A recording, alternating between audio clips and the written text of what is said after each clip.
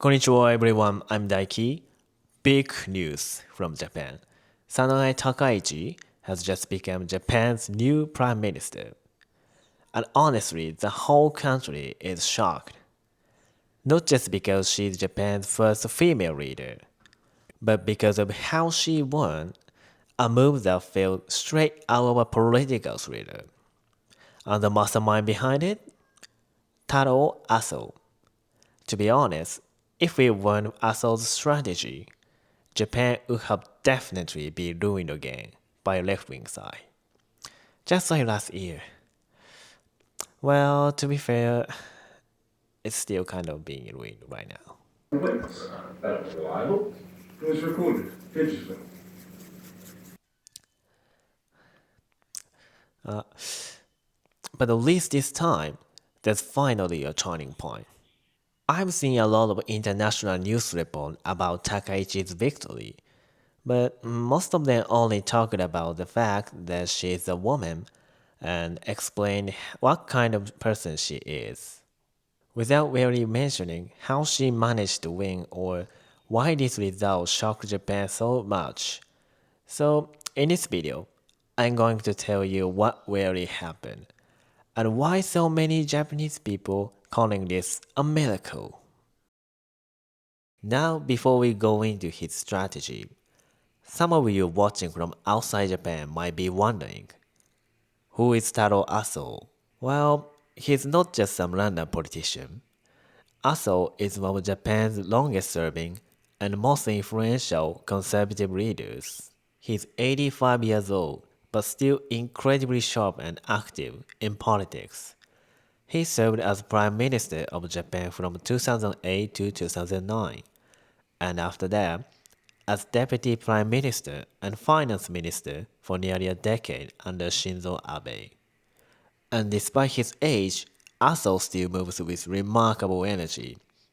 He always walks in his bag perfectly straight, and he almost never seen without his signature hat, which has become kind of a trademark of his cool, confident style. He's known for his charisma, his blunt sense of humor, and also for being extremely strategic behind the scene. A man who rarely makes a move without a plan. He also comes from a powerful political family. His grandfather, Shigeru Yoshida, was one of Japan's first post-war prime ministers. So you could say politics is literally in his blood. Before we talk about his master plan, let's ask this. Why did Aso support Takaichi in the first place? It wasn't random. They had a long-standing relationship based on mutual respect. Aso is one of Japan's old-guard conservatives, and Takaichi shares many of his beliefs.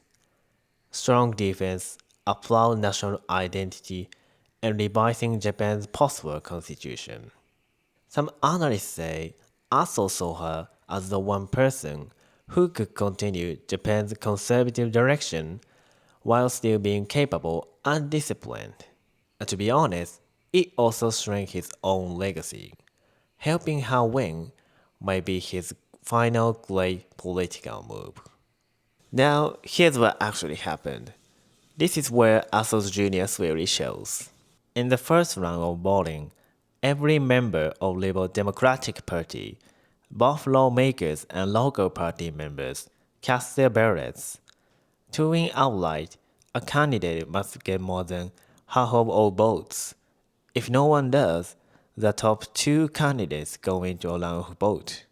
Now that's where the real power plays happen.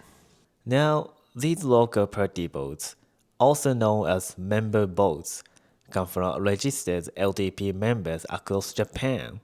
They're counted and converted into a total number, equal in weight to all lawmakers' votes combined. So, in the first round, the voice of grassroots matters just as much as that of the politicians in Tokyo.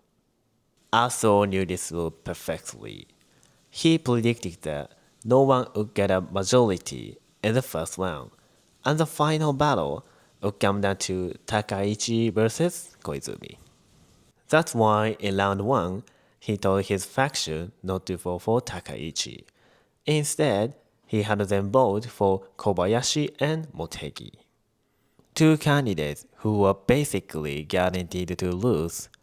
By doing that, he spread his influence, building favors with smaller factions, making them feel indebted to him. Then, when the roundabout arrived just as he expected, he flipped his entire faction's support to Takaichi. That move completely changed the outcome. And here's the most interesting part. Kobayashi and Motegi themselves, and even many members of their own factions, later admitted that they voted for Takaichi in the final round. Not because they were used, but because of the sense of obligation and long-standing trust they had with Aso. That shows just how deep his political relationships ran. That's what people call 4D chess. A strategy is so complex, you only understand it after it's already worked.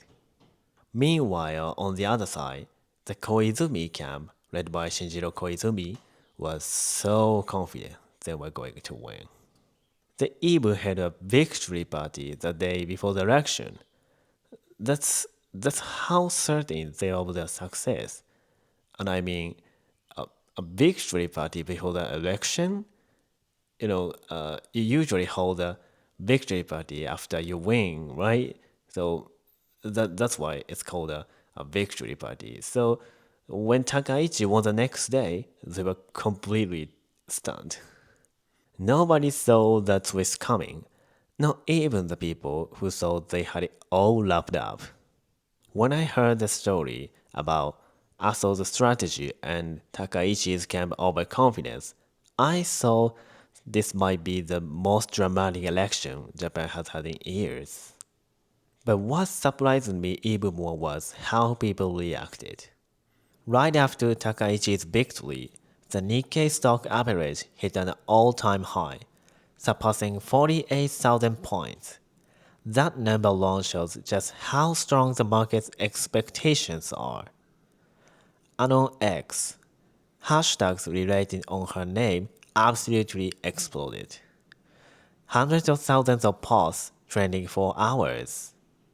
You could really feel that many Japanese people were suddenly filled with hope and energy again.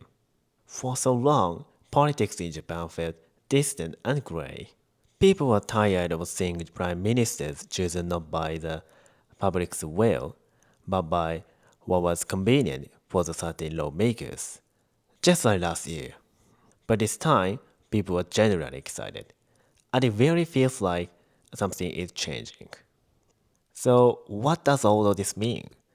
It means Japan has a leader who isn't afraid to take a clear stance.